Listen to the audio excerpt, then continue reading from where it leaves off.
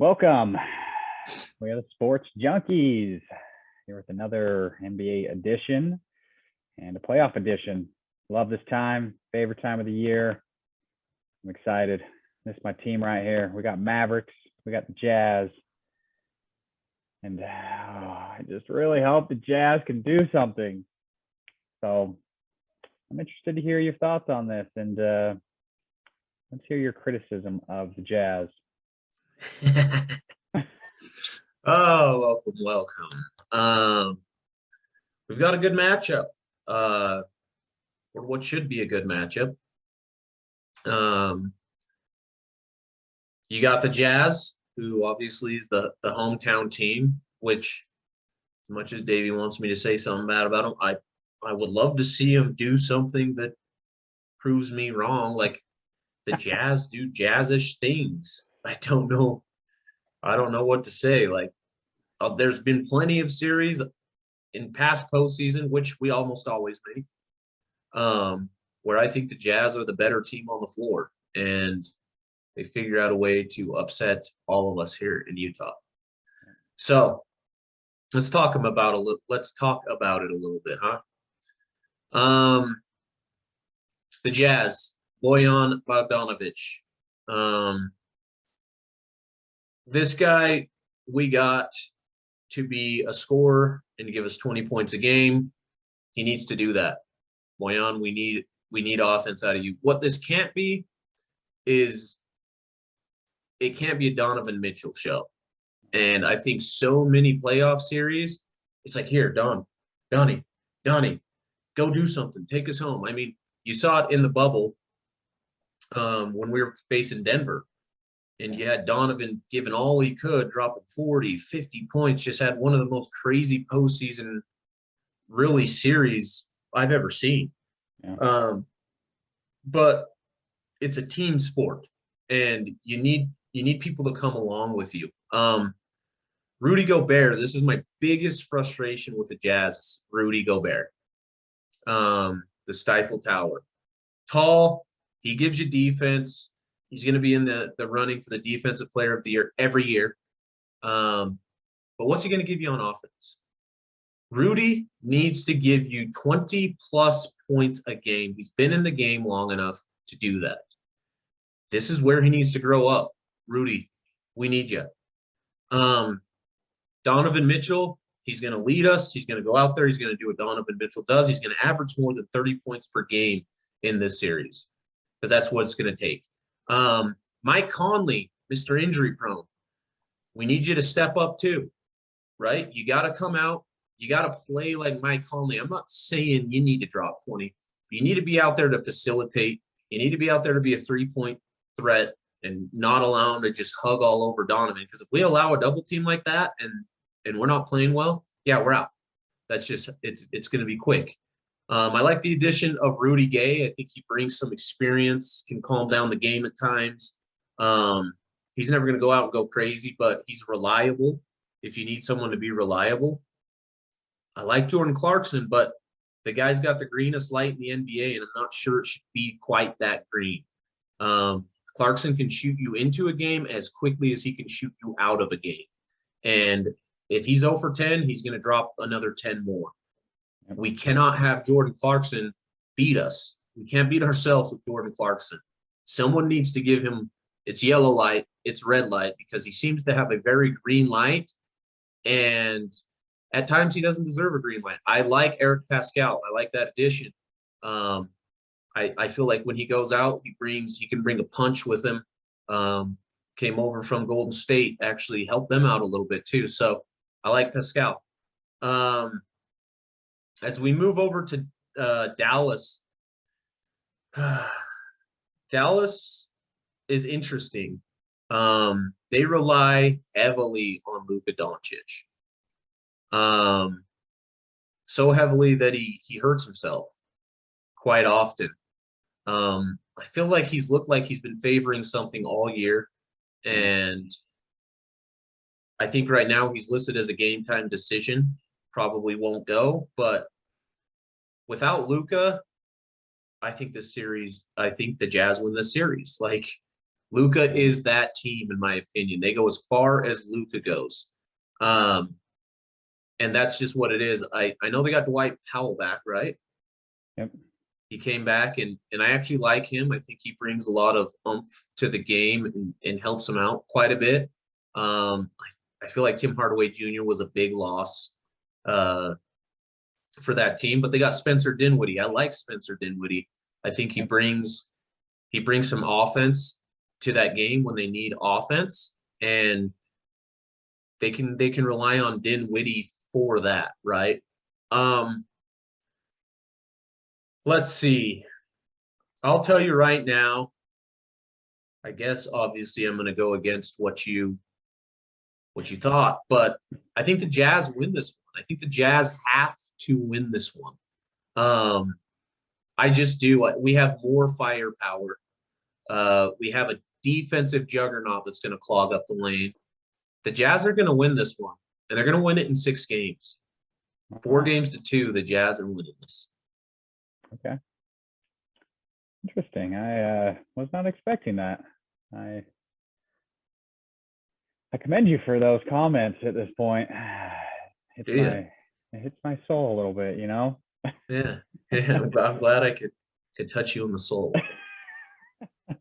Well, the first thing I want to point out about this series is Luka Doncic calf strain. Okay. You guys had nothing to play for in the last game of the regular season. Nothing. You weren't moving up. You weren't moving down. You lose. You win. It doesn't matter. Why play him? And then he gets a calf strain in the 3rd quarter. They don't know when he's going to be back. They just don't. And I don't think he's going to play game 1. Calves are nothing to mess with either. No. It quickly goes, even if you're feeling good.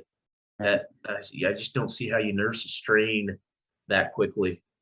Look what the Nets did with Durant. I mean, they shut him down for quite a while because they knew how important that muscle is to playing basketball. Mm-hmm. So but it's the Jazz, man. These guys, year after year, disappoint me. I mean, you guys had the best record in the league last year, and you were up 3-1 on the Clippers. Mm-hmm. Yeah. You let them come back. And they did it without Kawhi. Yeah, without Kawhi. And I know Mitchell was injured and Conley was injured like always, but yeah, I mean, for the record you were setting in the last couple of years, 3-pointers, percentage, all of that, your net rating, I mean, you should not have to rely on Donovan Mitchell as much as they do in the postseason. I agree. And you nailed it on Gobert.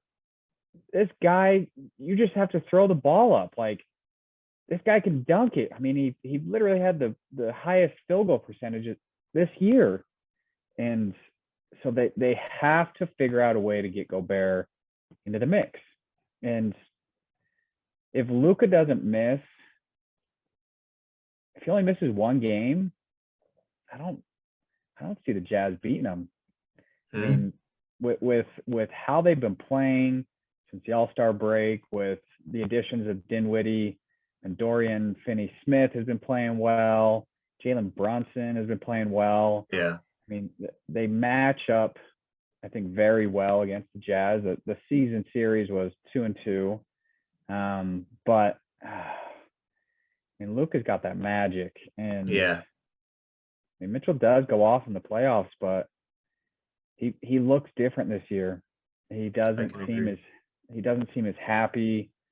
And if they lose this series, there's going to be a lot of talk about Mitchell, Gobert breaking up the team, and yeah, I mean, Snyder already talking about potential moves for him and being a coaching candidate for the Lakers, for these other teams. And there's just so many question marks right now with the Jazz that I think are going to hover in this postseason. I really hope it doesn't. But if Luka only misses 1 game, I think this series goes 7, and I think the Mavericks will win in 7. If Luka misses 2 games, I think the Jazz win in 7. So I'm really putting a hindering on my decision on whether Luka's available or not. But Would you rather have Luka or Darren, or I mean, Spider in the postseason? Oh man, that is tough.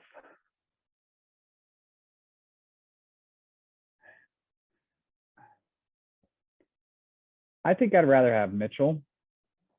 I love Luka, but I think Mitchell is more.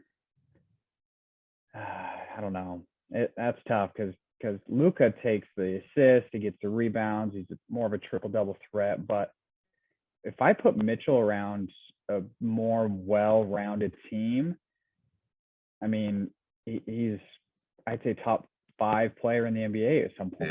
Yeah. Yeah. So I think for longevity and his athleticism and staying healthy, I think I would pick Mitchell over Luka. What do you think? Okay. You're gonna pick? Luka's had some phenomenal postseason games. Going back to the bubble, he's had some phenomenal last-second shots. Yep. Spider seems to stay healthier. I think he's got a better built body. I really don't know how Luka does what Luka does. I'm going to be honest with you. Right. It's the craziest bunch of that doesn't make sense I've ever seen. He's slow. He can't jump but an inch off the ground, but he'll go get you 40. Like Yeah. it's absolutely insane. But I've seen Donovan, like I said, when he went head to head over with Denver, I've seen him pull out some magic too. So I'm gonna go Donovan. I think I'd rather have Donovan, but like I said, Luka's pulled a rabbit out of the hat a couple of times. Tough one. Well, looks like we both got this series going 7. Yeah. Wait, Yep. what did you have? You had 6. You had 4-2, right? Yeah. No, I had 6. Yeah. Sorry. Okay, 6. Okay. 4-2. Jazz win in 6. I really hope you're right. You got it 7 regardless, but it just Yep. depends if Luka plays. Yep. All right. Well, I guess this thing's gonna have to play out, and we'll have to see, because I think this should be a good matchup. It should be a good series. To be honest, I'm hoping Luka can play. I always want to see the best players out there being healthy and giving us good basketball. So I hope he can lace them up. But we'll see, and we'll see very quickly. So thanks for tuning in to this episode of the Sports Junkies. We greatly appreciate it. If you've made it this far, go ahead and give us a like. Also, subscribe to our channel. We have a lot of fun content coming up, a lot of different sports on the map. But hey, it's NBA playoff time, baby. So we're going to have a lot of fun with the playoffs. But yeah, go ahead and give us a subscribe and follow us along. We're on every Tuesday and Thursday. So again, thanks for watching. Until next time, Sports Junkies out.